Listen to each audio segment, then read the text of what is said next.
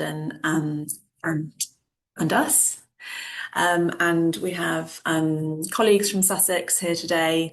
So there'll be a bit of a combination of presenting both between us and Adrian from Sussex. How we're going to order it is that we'll be presenting for about 40 minutes, and then there's going to be a good amount of time at the end for questions and discussion. If you have any kind of clarifying questions as we're presenting, please do put your hand up or just interrupt. And that also applies to anyone from Carbon Coop and Energy Local Totnes. If we say anything that you think is incorrect or needs clarifying, please just interrupt us. But there also, if you have kind of more general questions, please put them into the chat. And Tess, my colleague, will be kind of collecting them all or keep them for the questions section at the very end. I think that's probably all the kind of admin-y stuff. So yeah, as I said, this is kind of generally the ordering. So we'll be presenting for about 45 minutes, and then there'll be time for questions and discussion at the very end. So just as a kind of starting point, just, provide the context. I'm sure people are aware on the call, but just to remind ourselves what we mean when we talk about smart local energy systems before we go into the detail of our research project. This image kind of looks a bit complicated, but to boil it down, it's a way to kind of bring together different energy assets and infrastructure in a local area and make them operate in a smarter way. So we could almost kind of go through the 4 words. So smart, often there's a use of kind of digital software. So we always say that actually as energy consumers, we've kind of always been smart in a way. Historically, we've put the washing on when it's a sunny day and hung our clothes up so that we know it's going to dry. But in this sense, we're kind of using digital software which can kind of maximize the efficiency of the system. And the digital software might be looking at something like when energy is being generated, what the storage capacity is, what the pricing is. So there's a number of factors that the digital part of the system might be able to kind of monitor. Local, as in we're moving away from a kind of more centralized system to a more local system. In most contexts, we would say that there's almost like a geographical boundary around the smart local energy system. Not all the time, but that's kind of predominantly what we're talking about. In terms of the form of energy, we're moving away from fossil fuels to primarily low carbon and so electrified, and then with that kind of need to flex our usage around when the energy is being generated and when the demand is. And then we see it as a system, so it's a flexible system. It's less static, and the idea is that there are interconnected elements, and the elements are kind of able to communicate and be as efficient as possible. So that's generally what we're talking about when we're talking about smart local energy system. And in terms of the context for this research, the key motivating factor behind it is this idea of the hidden labour within smart local energy systems, and the labour that in a way keeps the smart local energy systems afloat, but isn't necessarily recognised. So there's the idea that the kind of at the macro level, this policy drive towards smart local energy systems relies on this idea of automation and almost like seamless demand flexibility to kind of balance the grid. That's almost like the theory of it. But we are starting from this the starting point of this almost like the myth of automation. So there's often a lot of human intervention required. Quite often these smart local energy systems are quite fragile. And we kind of propose that current literature, or at least policy narrative around smart local energy systems, often obscures all the kind of micro level practices and labour that has to go into keeping systems operational. And we're also interested in the idea that all of this in a way, unrecognised labour, which in our iceberg metaphor, which we've kind of borrowed from the Community Economies Collective, is what sits beneath the iceberg. So you can see the top of the iceberg, which is often what's in all the rhetoric, which is around tariffs and demand flexibility, technologies. And then we're really interested in all of the stuff that's beneath the waterline, if you like, and often isn't discussed so much. And that's kind of what we want to dig into. And we're also interested in the recognition that often the community energy sector can be seen as a space in which there can be kind of piloting and innovation around this, and therefore what's the role that the community energy sector, community energy organisations also play in kind of enabling these systems to happen. So we have, I suppose, if you like, these two forms of labour. We're both interested in the household labour. So that's energy housekeeping. So what are the activities that need to happen within the home for smart local energy systems to kind of operate effectively, if you like? That might be adopting technologies, it might be shifting behaviours, it might be how social reproduction within the house, so that's kind of, the cooking, the cleaning, the caring of people within the house, how are those activities affected by kind of participation in a smart local energy system? Are they having to shift as well? And where does that labour happen within the house? So we're interested in the household labour, but we're also interested in the community labour. So there are lots of examples, and we will dive into two of these, of community energy organisations helping households to participate within these systems.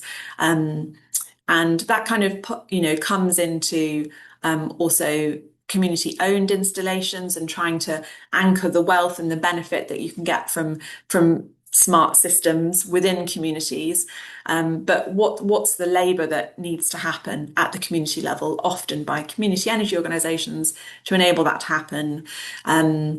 And it's very critical because it often means that a kind of greater diversity of households can participate. But what does that look like? Kind of how is it valued? How is it rewarded? So that's a bit of context to the research. And so leading from the context to actually what are the questions that we wanted to explore through this research. And these are kind of more granular questions, if you like, which sit beneath a broader question of how do we kind of make sure that smart local energy systems work fairly for everyone. So the questions we wanted to explore are what labour do households do at the granular level, like really going into the kind of the daily. What do households do to enable participation in SLES? What labour do the community energy actors do to enable them to work? Are there any interesting dynamics in terms of how that labour is distributed within households and even between households? And then what kind of value, both motivation, like what motivates households and community energy organisations to participate, and then what value do they get from participating? So those are the kind of key 4 questions that we're interested in answering. And in terms of our research, how do we go about trying to answer these questions? So currently we have finished our research in 2 case studies, but over the course of the whole project, we'll have done 4 case studies. So in the autumn of this year, we'll be starting research with case studies 3 and 4. So 4 in-depth case studies, which different types of smart local energy system, but they all have the commonality that they have a community energy organisation involved. We needed systems that had a kind of minimum number of householders participating in it so that we could have enough households to interview. And then in terms of the research methods, so household visits, interviewing households, we asked households to complete energy diaries over a 2-week period, so getting more granular information on what are the energy activities that they did, how long did they spend, kind of emotions attached to that. Also interviews with the community energy organisations, and then we also delivered a community energy sector kind of event last summer to kind of get thoughts and feedback from the community energy sector on the research.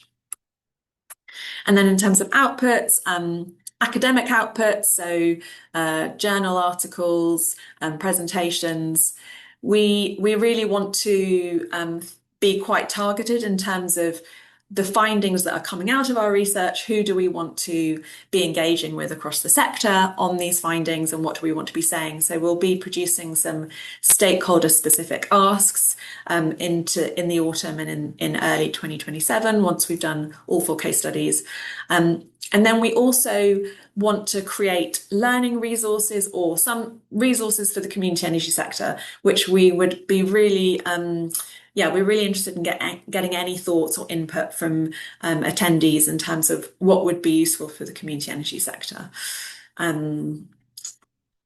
So I think we're going to go into the 2 different case studies, and I'm going to hand over to my colleague Ellie, who will talk about Energy Local Totnes and the kind of nuts and bolts of that project.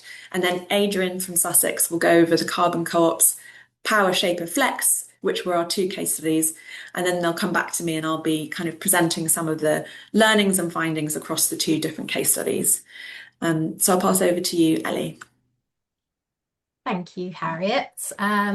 So I've been working on the Energy Local Totnes case study along with some other colleagues at CSE.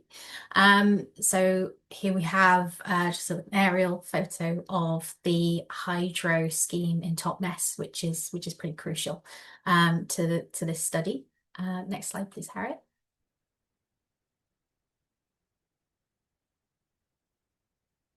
I'll start by explaining a little bit of the community context. As you will have gathered, community is quite crucial to this research.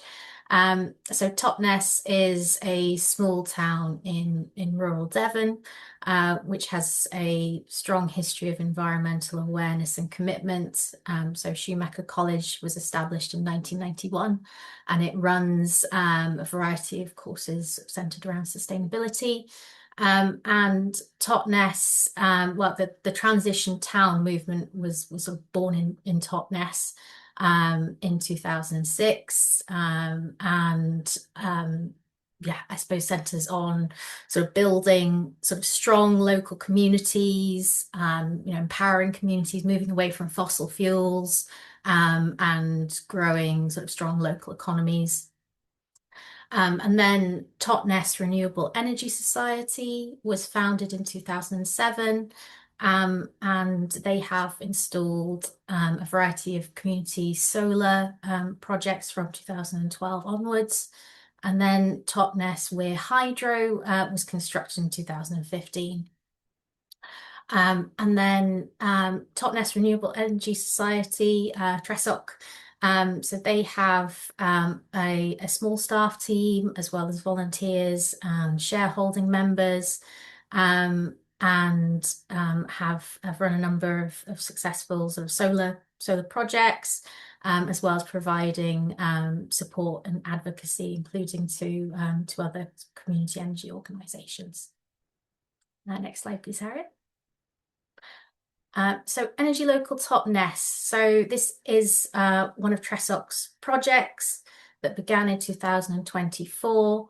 And it's one of 36 energy local clubs in the UK, but it's the first Energy Local Plus club, which means that sort of unlike sort of previous energy local clubs, where there's sort of one generator, so potentially one hydro scheme, one solar project.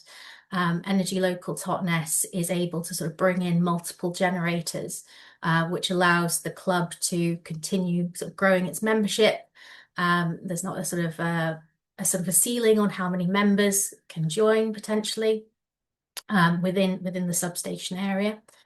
And to sort of kick off the club, ELT received funding from Devon County Council. I believe it was COVID-19 economic recovery funding, and then a grant from Redress. And I believe they've recently negotiated an ongoing annual payment from the hydro scheme to the club. So how does this work? Energy Local Totnes is able to make use of electricity generated by the hydro scheme in the Weir, as well as solar, community rooftop solar and householder solar, to provide local residents with cheap power. And as I said, they're continuing to actively grow and bringing in more and more solar into the club. So members can benefit from the cheap electricity generated by those renewables, and at other times they're accessing a time of use tariff. So the image there sort of shows the tariff rates at different times of day. So very much sort of in line with sort of peak times. So electricity is much cheaper overnight, with evenings being more expensive. But whenever local power is available, it's available at sort of 15p per kilowatt. So I might need sort of Sally to come in on this, but I believe there's sort of currently around 80 members, but the club sort of continues to grow and recruit more members. So ELT provide sort of through Energy Local CIC, they provide a smart platform where club members can see their own sort of household data, as well as sort of the club level data about how much local electricity is being produced, and how much that costs.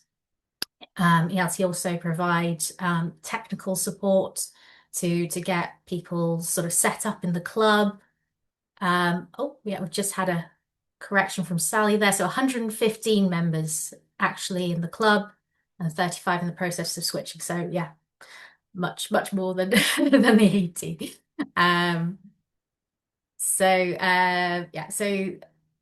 Technical support with the dashboard and getting sort of signed up and switched over to the club, and training as well. So sessions for members to come and learn about the dashboard and how that works, as well as more general advice on how to sort of benefit from being in the club. And ELT are partnered with a licensed supplier, 100 Green, to sort of make this all possible. Next slide, please, Harriet. So I'll just give you a very quick overview of the households involved in this study. So we recruited 17 households in total, and many of which could be said to have those sort of early adopter characteristics. So high levels of education, and relatively high energy and digital literacy, and they also reported very high levels of concern about climate change. And the cohort was skewed a bit older, so the majority of participants were aged 55 plus, and only 3 households have children 17 and under living with them. We also recruited sort of 5 single person households, and 2 with lodgers. And then in terms of working patterns, there was a mix of full-time, part-time, retired, and a mix of people working from home and outside of the home as well. And their median household income was relatively low, so in that 30 to 49K bracket. And then in terms of the technologies within homes, we saw high rates of low carbon technology ownership. So 9 households had solar panels, 5 had batteries, 5 had air source heat pumps, and 2 had EV chargers, and various combinations of those as well. And most of the low carbon technologies came with their own apps for monitoring. So apps to monitor solar generation and battery charging and discharging. Only 5 of the 17 homes had no low carbon technologies. So yeah, very, very high level of LCT ownership.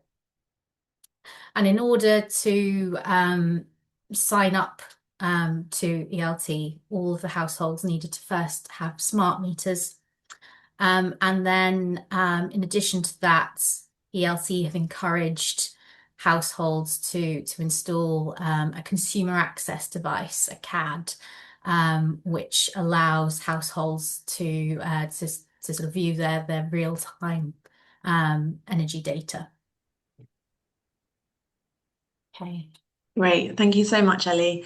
I'm going to pass over now to Adrian at Sussex to talk through the Carbon Co-op case study.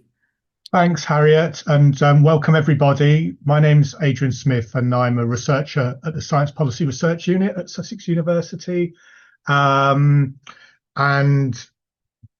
PI on the project and help coordinate the project, which is, I just want to say at the outset, a collaboration between CSE, Sussex, and our colleague Gerardo at King's, where we're all very much involved as kind of equal partners. So the conception of the project was in collaboration with Charlotte at CSE and team colleagues there, and so has been the design and implementation and the figuring out of the kind of how we put concepts into practice.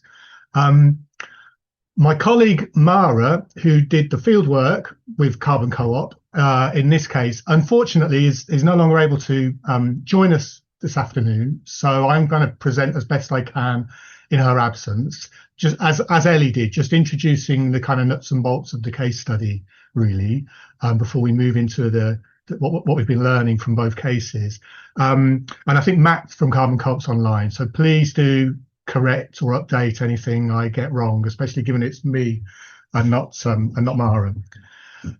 I'd imagine most of you know or familiar or have heard of Carbon Co-op. But very briefly, it's a relatively large energy services and advocacy cooperative established in 2011. It's based in Manchester, in the northwest of England, and involved in a variety of projects, operated by a kind of a small staff who run some of those projects, volunteers, but it also interestingly has this larger membership of supporters of Carbon Co-op who benefit from being involved in all of the work that Carbon Co-op does. And that spans everything from community retrofit projects to exploring the possibilities of smart energy and helping members with the fine-grained interpretation of their smart energy data, helping them kind of run their homes more intelligently for their energy, and then also doing consulting projects as well. And so the example we're about to talk about involved Carbon Co-op turning to individual house members to recruit them into a research project. So we're researching a research project effectively, although there's a bit more to it than that. So one of the activities Carbon Co-op was doing, going back 6 or more years now, was exploring the possibilities of using these technologies to run virtual power plants. And they were a partner in an EU research project that also involved Res Co-op or Res Coop, the energy cooperatives kind of association in Europe, and a project to try and explore the feasibility of operating community-owned, community-controlled virtual power plants. And this specific project involved developing open source energy flexibility tools for co-ops. developing the software, but also hardware as well to install at home to try and, I suppose, broadly as sort of as Ellie has just been describing, kind of monitor and adjust and actually intervene in energy demanding activities in participants' homes and develop, with a view to developing a home energy management system for trialing demand response services. And in this particular case, the experiment with households was to kind of run an automated turn down or turn up of activities in response to local grid requirements or events being announced to participants. And that included adjusting kind of immersion water heating and also home battery kind of storage activities. And the essential aim was to measure the technical performance of the virtual power plant and the energy carbon savings, so proof of concept, if you like. The households were, as an incentive to recruitment, they were given an EV charger. And what's interesting from our point of view, as sort of following this up many years later, was how some of the participants subsequently developed the equipment they had at home, their home installations in different sorts of directions. But for the European project that Carbon Co-op were involved in and partnering, they recruited around 51 private households at that time. They were geographically dispersed across the northwest of England and had this temporary association in the Carbon Co-op project and were there largely because they were Carbon Co-op members, but there were other non-member households participating. And I think this is very much an experiment for Carbon Co-op to test, what's needed to do a community-owned virtual power plant, and there was a lot sat alongside other work that I know Carbon Co-op were doing at the time and since to sort of explore those possibilities. Next slide, please, Harriet. So before I go in, so this slide's about those households that we interviewed in the Household and Community Labour projects, okay? But one thing that maybe is worth saying here is that given this association with the project, it's more like a community of interest, if you like. People who are interested in smart energy and community-based approaches participating in that project. Now, with the help of Carbon Co-op, we were able to recruit 18 households that had participated in the original VPP project.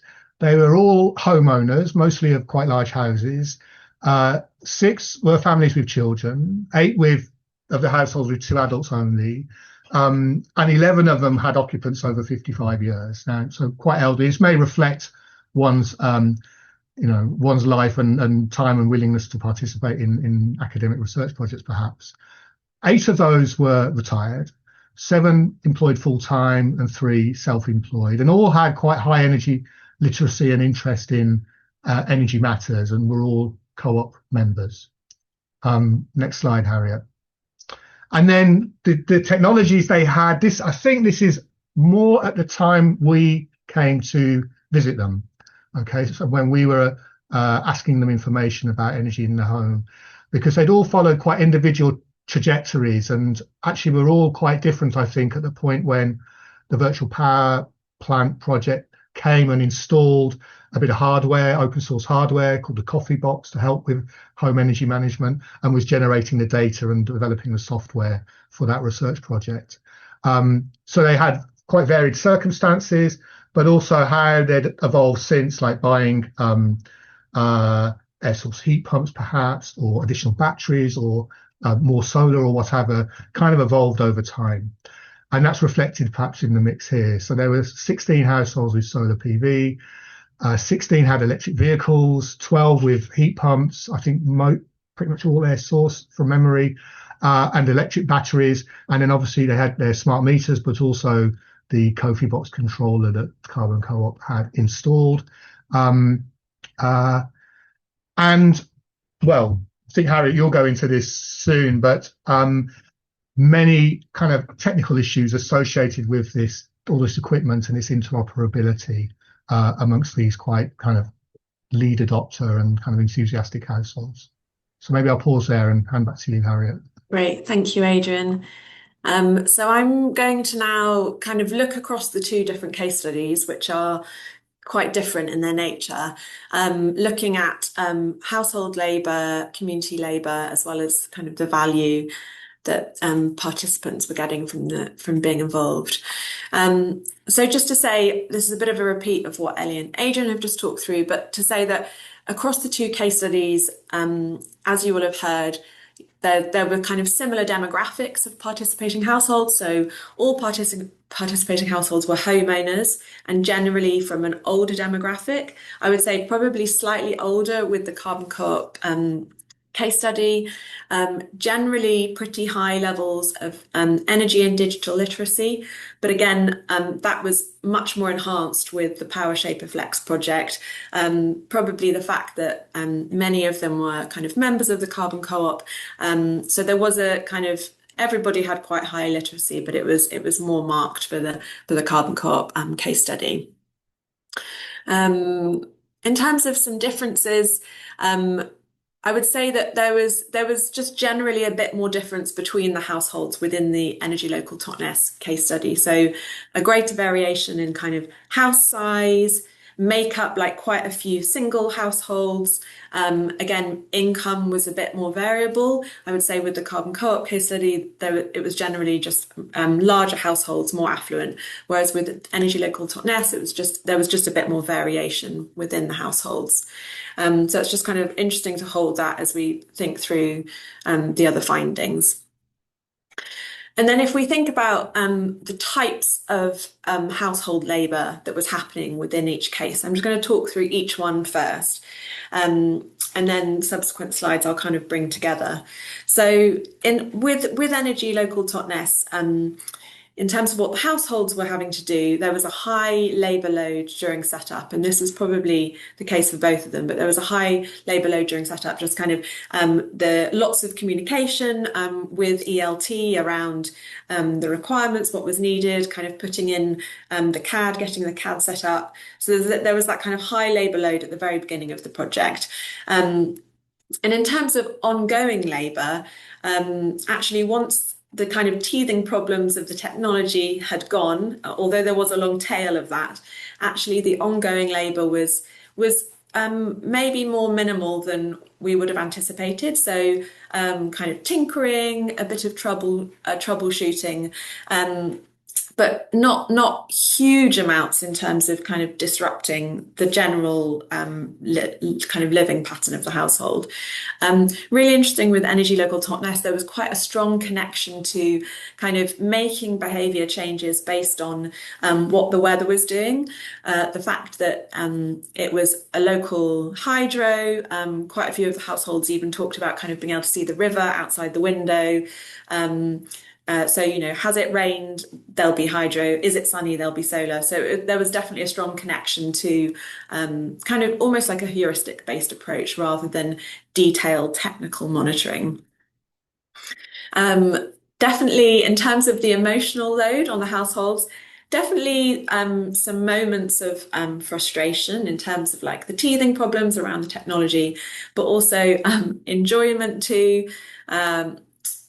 And generally a sense from across the households of low stakes. So I think there was, across quite a few of the interviews, there was the sense that as long as the householder doesn't lose money, which actually having the kind of multiple generation sites, actually the households were in a good position to not have to do much, but also benefit.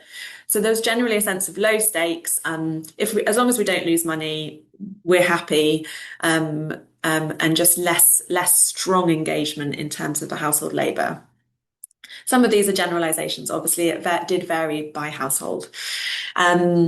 And then if we think about household labour in the Carbon Co-op's example, PowerShaper Flex, there was definitely evidence of a kind of more routine labour of checking the apps. Even though there was this automation, there was also the ability for households to, if you like, kind of maximize the system. There were invitations to, you know, do extra tweaking to kind of really take full advantage of the low carbon technology. Almost like a kind of gamification, if you like. So there was definitely stronger engagement with checking of apps and kind of detailed technical monitoring, if you like. There was also, interestingly, evidence of maybe where that became too complex in some households, a kind of stepping back from the opportunity to, if you like, optimize the system, and then just a reliance on the automated side of the approach. And a more strong evidence in the PowerShaper Flex example of labour, the kind of energy labour as a hobby. I'll come back to that in a couple of slides. But those are just, kind of looking across the two case studies. This is an interesting thing. So I think, as I said, we invited households to keep energy diaries over a 2-week period, noting the kind of timing and the duration of key energy activities. Obviously, there was some variation in the degree to which households completed the energy diaries, but we think that this as data is quite interesting to look at, because it's where households did spend time on these different kind of energy activities. This was the time spent on those tasks, and it's kind of averaged across participating households. And this is on a daily basis, but only on the days where the activities were taken, if that makes sense. So I think there are some interesting things that are coming out here. So one thing is with fixing technical glitches, there's obviously, it's showing us that kind of a lot more time was spent at the householder level in the Energy Local Totnes case study. There was quite a kind of long tail of getting the CADs working within households and having the dashboard, and Energy Local Totnes kind of having to coordinate with Energy Local CIC. So I think it feels like that's being revealed in this.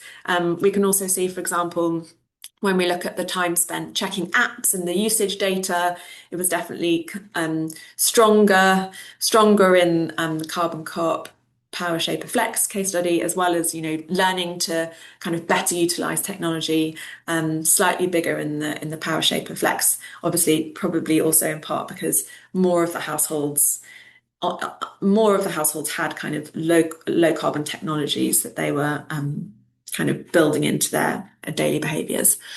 So we will be sharing these slides, by the way, in case there's kind of, you want to spend more time looking into this.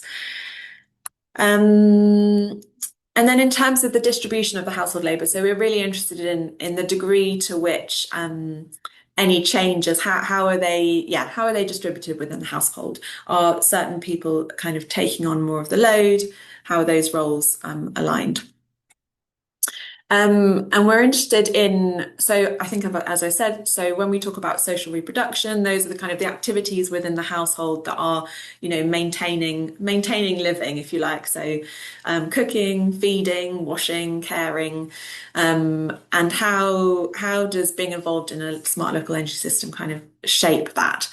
And I think, as I said, there's evidence obviously across both of them that there's some shifting, there is shifting, but it felt more gentle in the Energy Local Totnes example.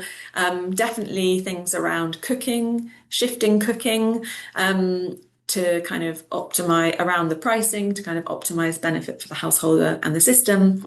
But there was also definitely a sense of not where it required any kind of compromising. So other daily priorities were definitely not compromised. It was kind of where it was easy to do, where it worked, there was shifting of some of that domestic labour. But with the PowerShaper Flex project, definitely a kind of stronger evidence of that happening.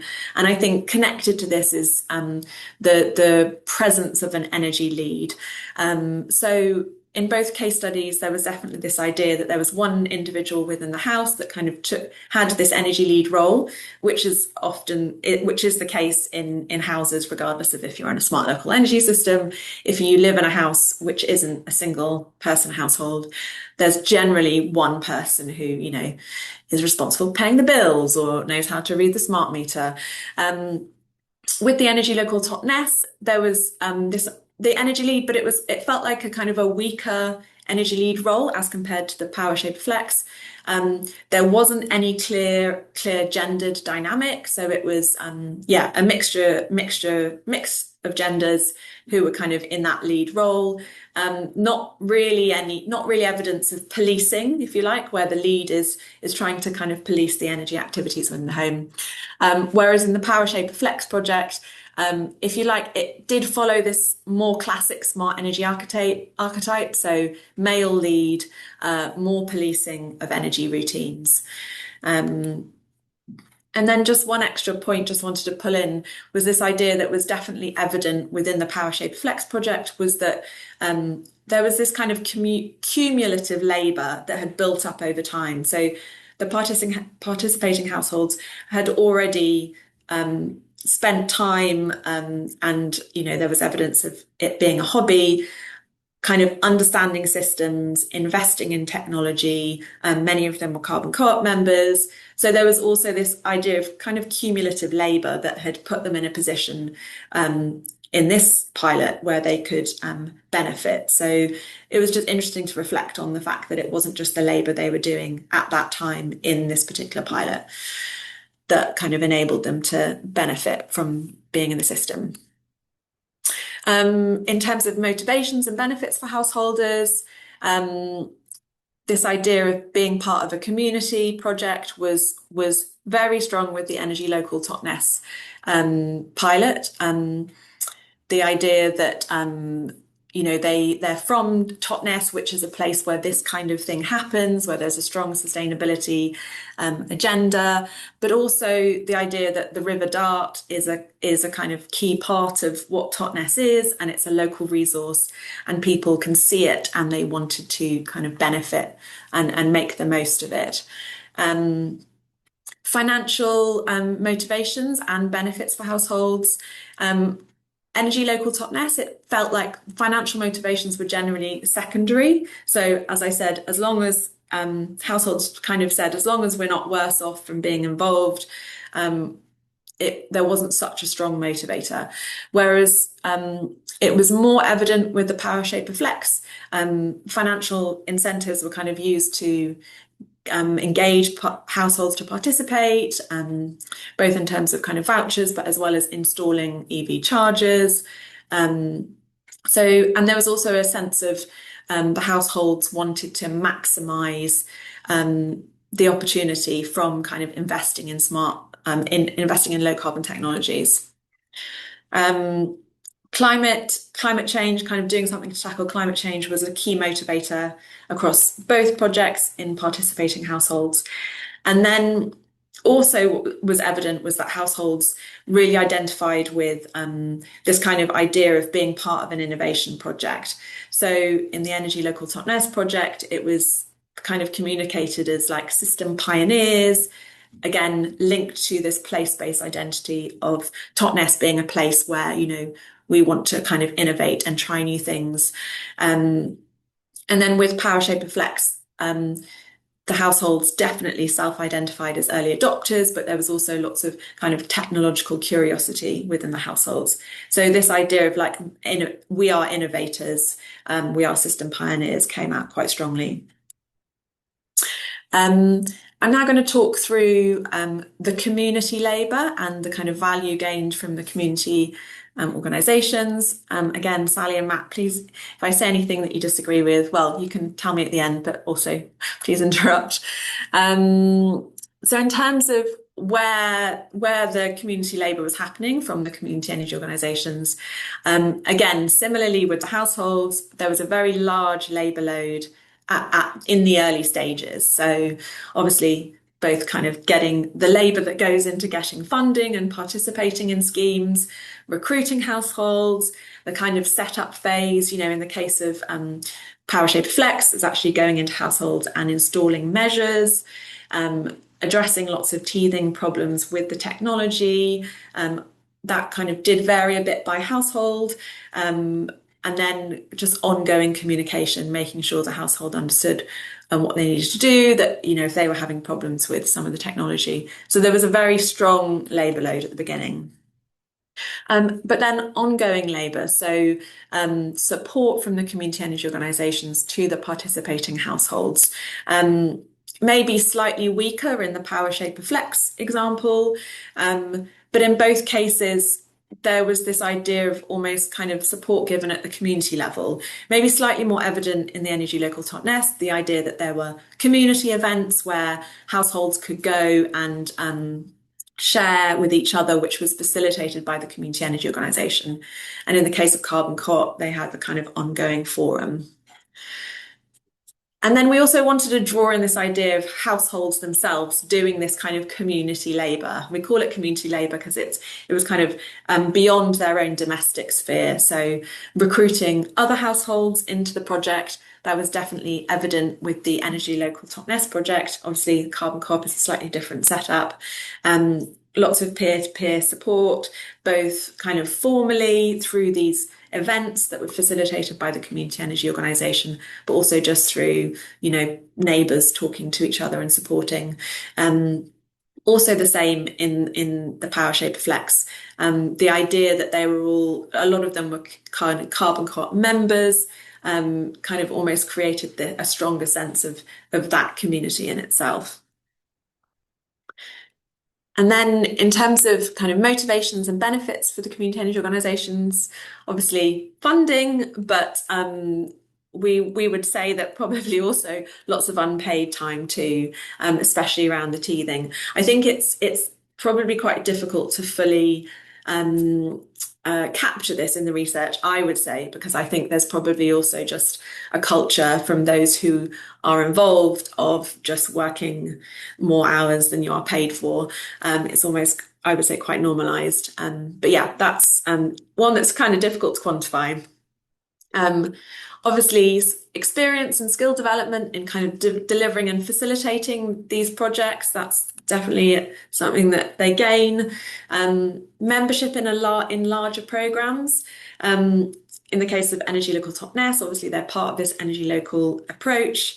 And then with the PowerShaper Flex, to be a part of this consortium of citizen-owned energy co-ops across Europe, lots of sharing, feeling like you're kind of part of something that is bigger than the individual pilot. And then definitely a strengthening of community. In the terms of Energy Local Totnes, that's very kind of place-based. And in terms of the PowerShaper Flex, it's kind of strengthening the connections between the co-op members, which was a benefit. And then, of course, tangible climate and household impacts. That's probably kind of the underlying motivation for why, these two organisations are involved in community energy work. And then here are some kind of early reflections. Obviously, there's more detailed analysis we need to do on these first two case studies, and then we'll also have these subsequent two case studies that we will be doing in the autumn. But here are some just early reflections. So that's quite small. Hope you can read that. So yeah, just really recognising the critical role of the community energy organisations in these projects. And I think the fact that they are trusted local organisations, that actually supports them to kind of recruit households and support them to participate. And as I said, this kind of strong reliance on them to address teething problems, but also provide ongoing energy advice, particularly, which is particularly important for households who maybe have lower digital literacy and confidence, having this kind of trusted intermediary who, you can pick up the phone and speak to, or who can come into your house and help you with the technology. But I suppose there's a kind of question in terms of how do you actually sustainably fund that role? Yeah, I would say, obviously, they're kind of, in the case of PowerShaper Flex, it was a pilot project. And then in the case of Energy Local Totnes, it's kind of the degree to which you can integrate the role of the energy advisor into the funding model. I mean, yeah, this idea of, to what degree can these kind of approaches can there be a mass rollout? So definitely, as we've seen, the households were not the average household, kind of much higher energy literacy than the average household, more affluent, older. But wonderings if the Energy Local Plus model kind of created an opportunity that was more accessible for people who didn't have low carbon technologies, maybe had slightly lower energy literacy. And I think maybe kind of questions around whether generally within smart local energy system kind of approaches, policy approaches, is there a need for kind of more emphasis on the lower cost, simpler, kind of simple, not simply, simpler smart energy shifts. So, what can you do with a night storage heater? So yeah, lots of questionings around this kind of, the degree to which it can be rolled out to a mass audience. Lots of interesting findings around household labour and the degree to which, obviously in the PowerShaper Flex, maybe it followed what we would anticipate more, whereas in the Energy Local Totnes, it felt like the picture was more nuanced. And then just some interesting reflections on the fact that community identity was very key to both the projects, but that kind of manifested in quite a different way. Again, this idea of, for households and for the community energy organisations, being part of an innovation and being pioneers was key. And then just a bit of a question for us as researchers, as well as maybe the audience, but the degree to which the households were fairly rewarded for their effort. That's again a question that we're kind of pondering.